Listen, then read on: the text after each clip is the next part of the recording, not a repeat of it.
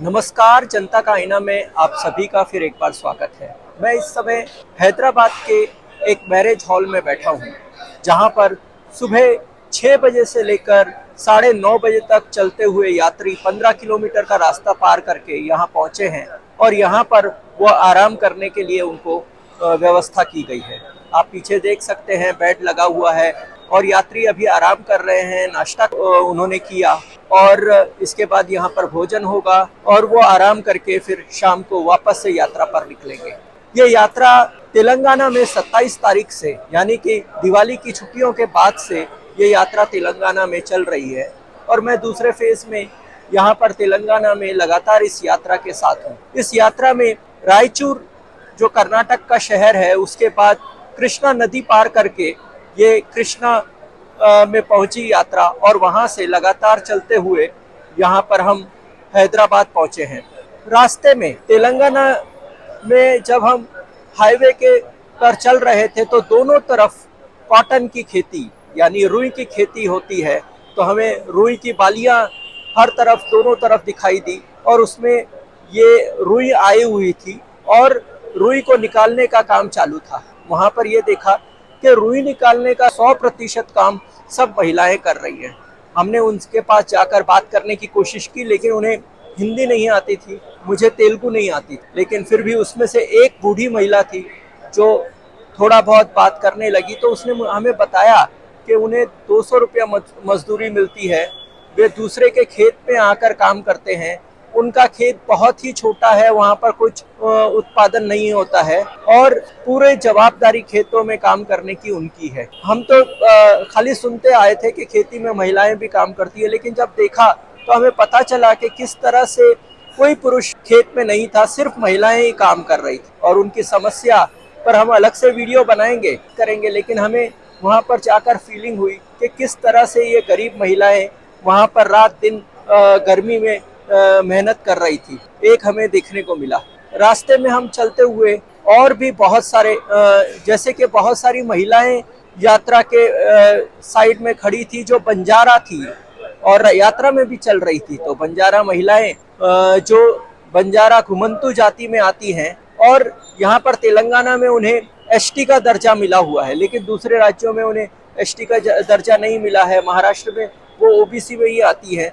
तो वो महिलाएं थी, उनसे हमने बात किया। बंजारा अपना ड्रेस पहन कर, कपड़ों में कांच लगा हुआ था और उनके संवरने का और उनके आभूषण सब दिखाई दे रहे थे। तो उनसे जब मैंने बात करने की कोशिश की तो मुझे लगा कि उन्हें हिंदी नहीं आती थी, लेकिन उन्हें हिंदी आती थी। उन्होंने बोला हमें हिंदी आती है। तो मैंने पूछा कि आपको हिंदी कैसे आती है, तो वो बोले कि हम मजदूरी करने के लिए मुंबई जाते हैं और बम्बई जाते हैं, तो वहाँ पर हमें काम करते वक्त सबसे बात करना पड़ता है, इसलिए हमें हिंदी आती है। और उन्होंने कहा कि मुंबई में तो हमको 500-600 रुपया मजदूरी मिलती है, लेकिन यहाँ पर सिर्फ 200 रुपया मजदूरी मिलती है। और उन्होंने अपनी पूरी समस्याएं हमारे सामने रखी।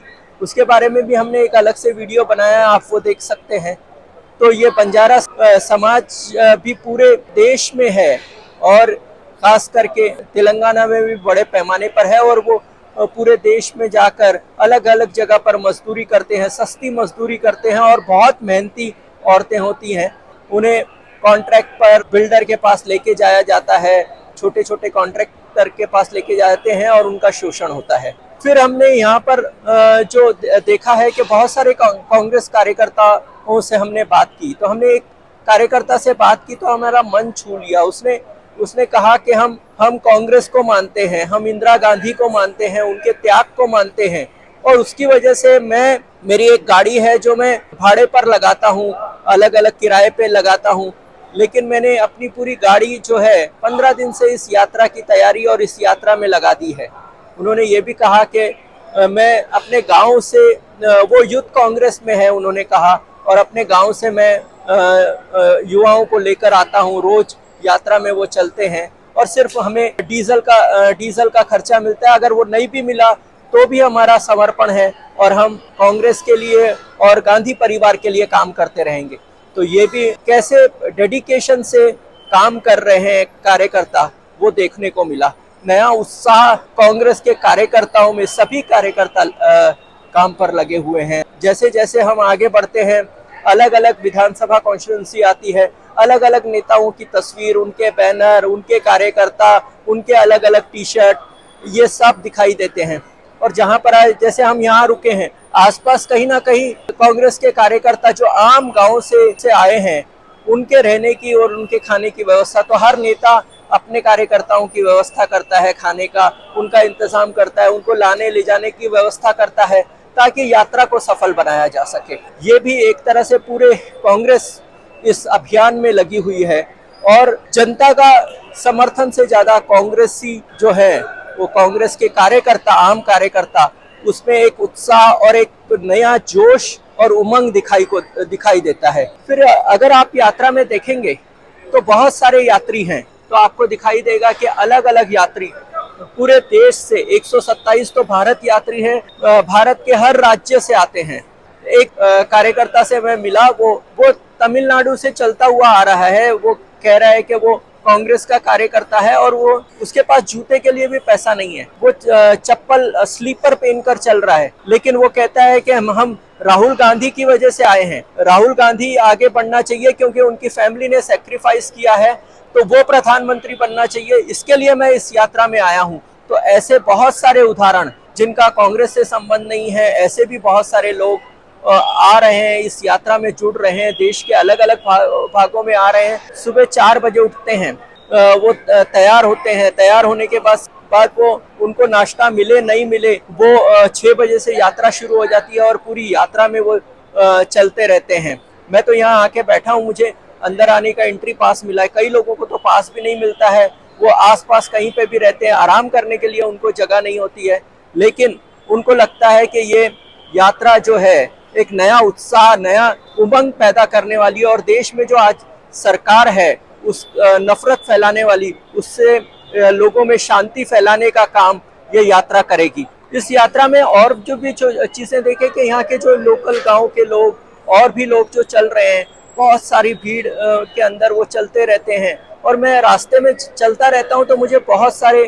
चप्पल, जूते दिखाई देते हैं, क्योंकि राहुल गांधी बहुत तेजी से चलते हैं और उनके साथ, वो यात्रा के साथ चलने के लिए बहुत तेजी से एक तरह से लोगों को दौड़ना पड़ता है और बहुत सारी चप्पल, जूते रास्ते पर दिखाई देते हैं, लोगों के पैरों में छाले पड़ जाते हैं। और फिर बहुत सारे जन संगठन के लोग बहुत सारे विषयों पर, खेती के विषयों पर, युवाओं पर, ये अलग अलग लोग यहाँ आते रहते हैं, ये यात्रा को समर्थन देते रहते हैं। अपने जो जन आंदोलनों के लोग आए और उन्होंने बिल्किस बानो को न्याय दो करके एक स्टिकर बनाकर अपने कपड़ों पर लगाकर उसका अवेयरनेस कर रहे थे। तो अलग अलग मुद्दे भी लेकर लोग यहाँ पर आ रहे हैं, राहुल गांधी से बात कर रहे हैं, उनके साथ चल रहे हैं और ये यात्रा आगे बढ़ती जा रही है, पूरे देश को जोड़ती जा रही है और कदम दर कदम यात्रा अपने मुकाम पर पहुंच रही है। और ये ऐतिहासिक यात्रा है, क्योंकि ये ऐसा कोई गाड़ियों में घूमने की और एक जगह गए और दूसरी जगह नहीं, इसमें पूरा श्रम और पूरा मेहनत लगाया जा रहा है। लोग चल रहे हैं, करीब कम से कम रोज 25 किलोमीटर चलते हैं। तो यात्रा में जो जो होता रहेगा, मैं और कबीर इस यात्रा के साथ ही हैं, हम आपको हर दिन पे खबर देते रहेंगे। तो देखते रहिए जनता का आईना। धन्यवाद।